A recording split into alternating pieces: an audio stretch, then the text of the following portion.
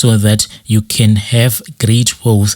He then told me the rules that I was supposed to follow. He said that all the names of your relatives that you have written in that book of yours, including your son, unless forced by the authorities, you are never supposed to take any responsibility at all, because the moment that you take any responsibility for any of your relatives, including your son and your wife, he said that in the spiritual world, it means that we are now related because together we created life. So he said that in the spiritual world, it meant that we are relatives. So when I was writing the name of my relatives, that man made me to write that woman's name, that local woman that I was dating. She was the first on the list, then my son. After that, I wrote the names of my relatives. First, I wrote my brother's names and my sisters, then some of my siblings. Then I started writing the names of my relatives from the extended family. So he told me that all the names that were written in that small black counter book, the only way that I could assist them if I was forced by the authority. If I tried to assist them by my own will, then it meant that all these charms that I had done, they would turn against me, then they would fight against me.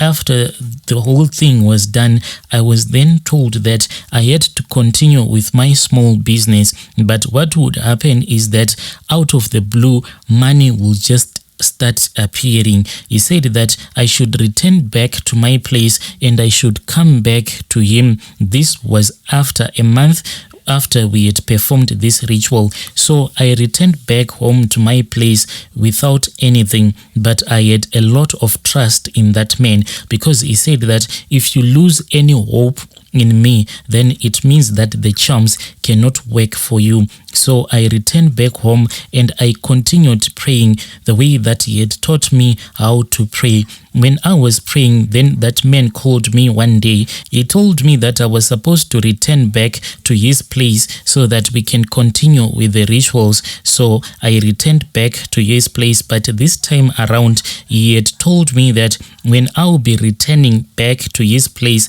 I was supposed to buy a traveling bag. The color didn't matter. He just said, try to find a large traveling bag. So I had gone into the Chinese shop where I had bought this other traveling bag that is called a Chama's traveling bag.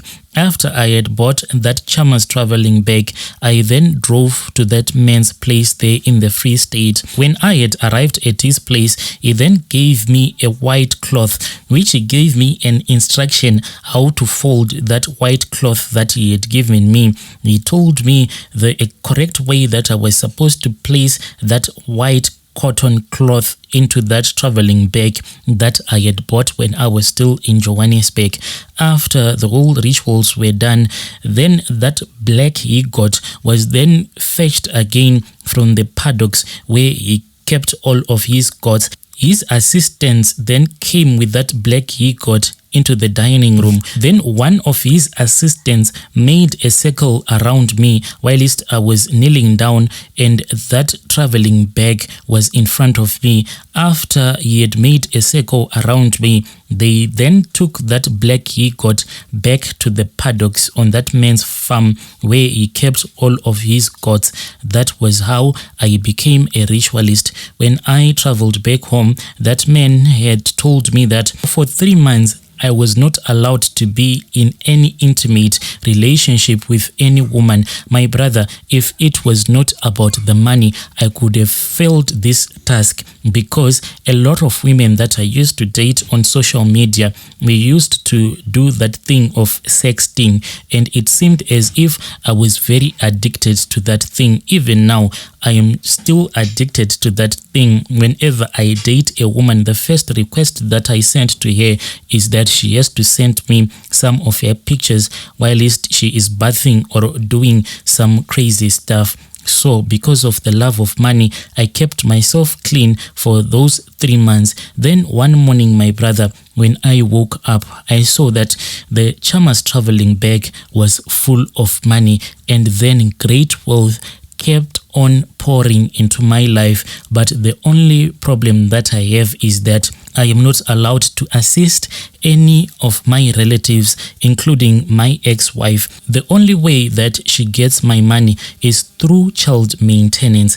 And this, my brother, I do it because I was then forced by the authorities, but on my own will. I am not even allowed to do anything for her or to do anything for my son. Now that the festive seasons are fast approaching, I am so hurt whenever I look at my great wealth and when I think of my son. I cannot even buy my son anything for Christmas, not because I do not want to, but the rules are that I am not supposed to do anything for my son. As for my relatives that are back home in Zim, they are suffering like hell, but I cannot assist them. Back in the day, there was this other lifestyle magazine.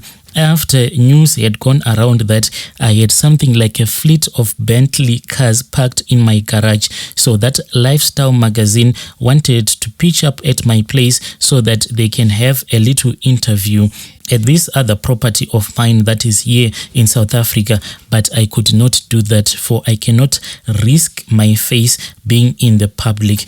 I am happy as I am, being wealthy in secret. So the women that I date, most of the women that I target, they are those young women that they call slay queens. Most of them, I find them on Instagram live pages where a lot of blessers roam around, and most of these women, they are the ones that I date, for they do not even care where you get your money from. I think that these young women that are called slay queens, the more ritualistic you are, the happier that they are.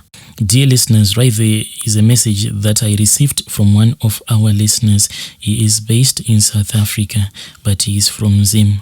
That is a narration of a message that is sent to me. Strange things do happen in this world. You are saying that most of the slay queens that I have been with, the more ritualistic that you are, the more that they love you.